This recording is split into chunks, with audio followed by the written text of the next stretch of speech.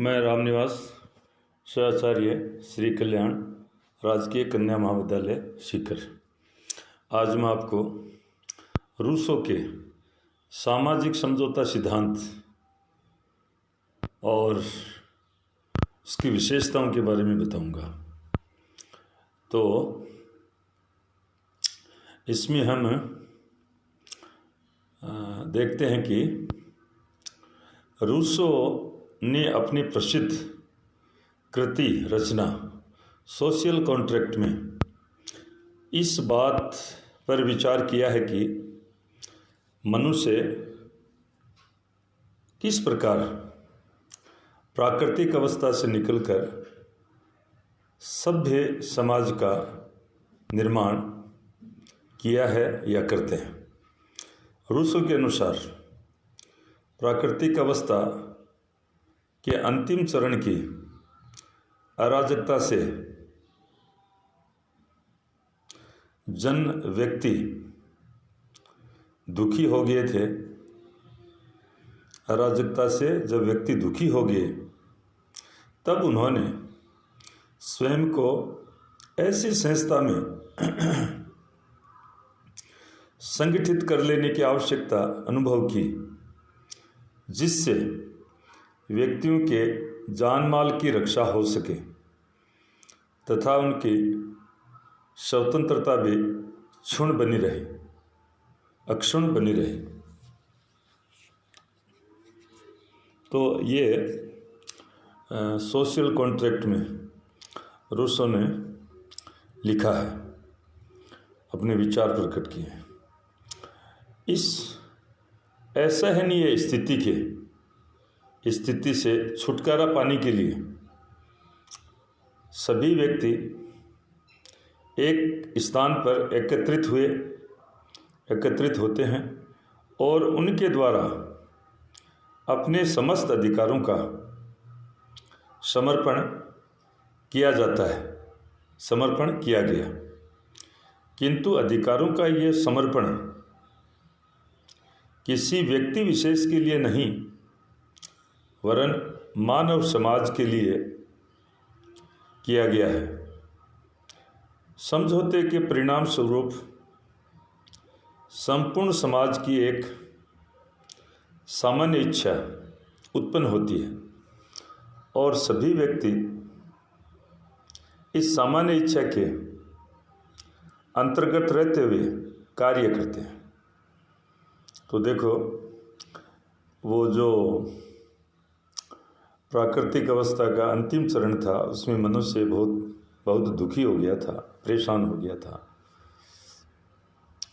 तो उस समय सब लोगों ने एक स्थान पर इकट्ठे होकर और अपने समस्त अधिकारों का समर्पण किसी व्यक्ति विशेष को नहीं वरन समाज को कर दिया और उस समझौते के परिणाम स्वरूप संपूर्ण समाज की एक सामान्य इच्छा उत्पन्न होती है और उस सामान्य इच्छा के अंतर्गत सब लोग रहते हैं, कार्य करते हैं। तो इस प्रकार से ये समझौता होता है। रूसो के शब्दों में समझौते के अंतर्गत प्रत्येक व्यक्ति अपने व्यक्तित्व और अपने पूर्ण शक्ति को सामान्य प्रयोग के लिए सामान्य इच्छा के सर्वोच्च निर्देशन के अधीन समर्पित कर देता है तथा एक समूह के रूप में हम में से प्रत्येक व्यक्ति समूह के अविभाज्य अंग के रूप में अपने व्यक्तित्व तथा अपने पूर्ण शक्ति को प्राप्त कर लेता है। तो एक और वो देते हैं और फिर समूह के रूप में समूह का अंग होने के कारण वापस अपना व्यक्तित्व और शक्ति प्राप्त कर लेते हैं। तो ये इस प्रकार से समझौता होता है। इस समझौते की विशेषताएं, मुख्य बात, हमारा जो मुख्य आज का टॉपिक है वो विशेष रूप से विशेषताओं को लेकर है। तो इसमें इस समझौते की पहली विशेषता है, रूसो के समझौते के अंतर्गत प्रत्येक व्यक्ति के दो रूप होते हैं, दिखाई पड़ते हैं। एक है व्यक्तिगत और दूसरा है समूहगत। समझौते के अंतर्गत प्रत्येक व्यक्ति अपने समस्त अधिकारों का समर्पण कर देता है, किंतु ये समर्पण किसी व्यक्ति विशेष के लिए न होकर संपूर्ण समाज के लिए किया जाता है, क्योंकि व्यक्ति भी इस संपूर्ण समाज का सदस्य होता है। इसलिए समाज का सदस्य होने के कारण, सदस्य होने के नाते समूहगत व्यक्तित्व के आधार पर अपनी वे शक्तियां पुनः प्राप्त कर लेता है। तो ये पहली विशेषता इसकी है, व्यक्तिगत और समूहगत। व्यक्तिगत रूप से वो अपना सारे अधिकारों का समाज को समर्पण कर देता है, पर उस समाज का अंग होने के नाते एक समूहगत व्यक्तित्व के आधार पर उनको पुनः प्राप्त कर लेता है। दूसरा, इस समझौते के आधार पर व्यक्ति की स्वतंत्रता सीमित नहीं होगी, वरन ये वास्तविक स्वतंत्रता को प्राप्त करेगा, क्योंकि जनहित में कार्य करना या कर्तव्य भावना का पालन ही स्वतंत्रता है।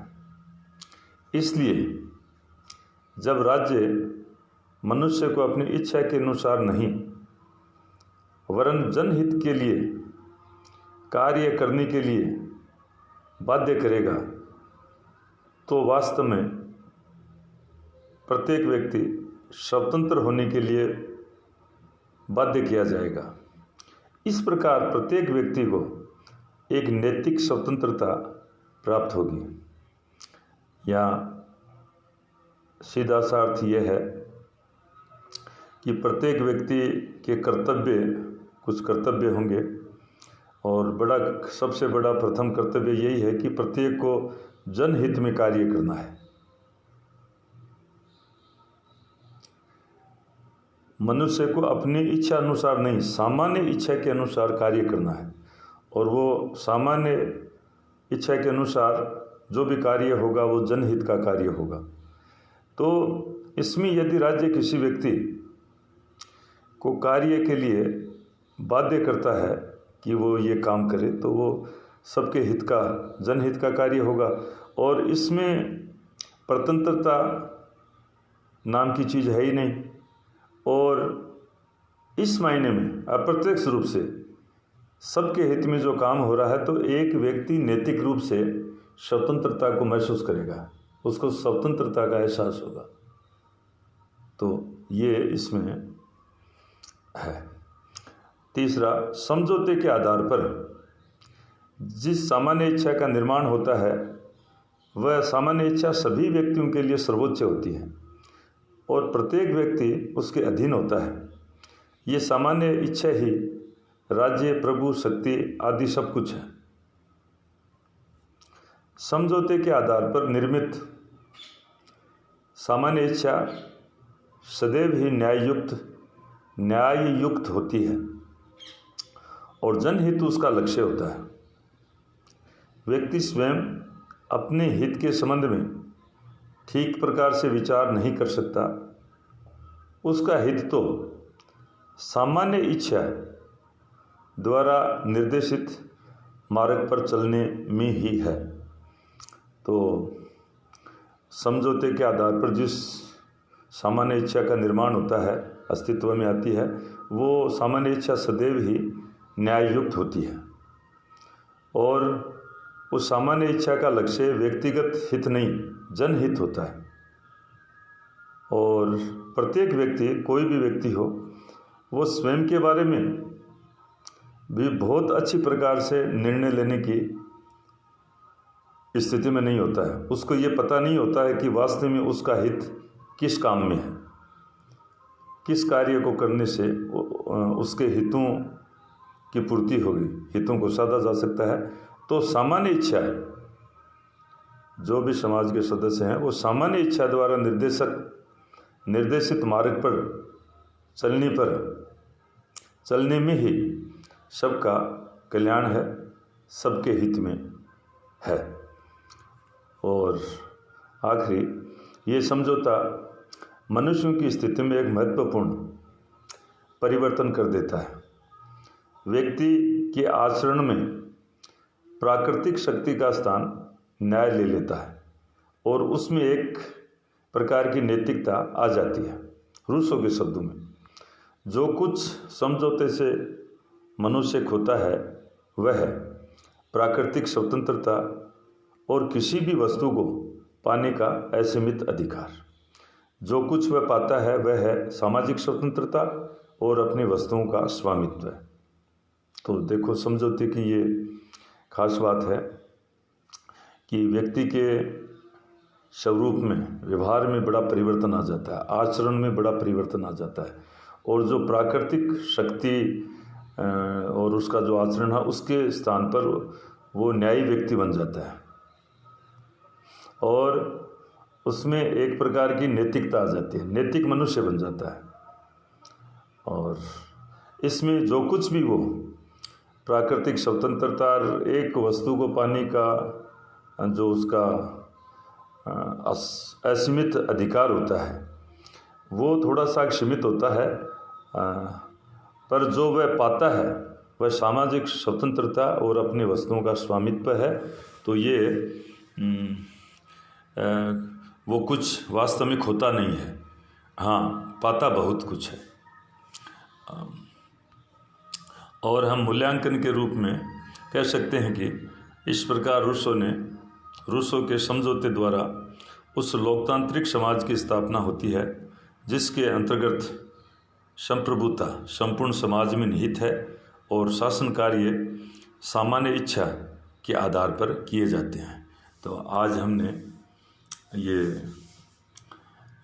रूसो के सामाजिक समझौते सिद्धांत और उसकी विशेषताओं के बारे में विचारों का आदान प्रदान किया हुआ, आपने ध्यानपूर्वक सुना, इसके लिए आपको बहुत बहुत धन्यवाद। और यहीं मैं मेरी वाणी को विश्राम दूंगा। एक बार पुनः धन्यवाद।